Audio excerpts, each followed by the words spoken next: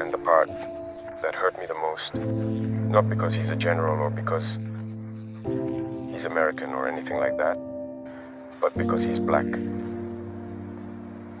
And it really hurts to see a black man being used to fight against another black man.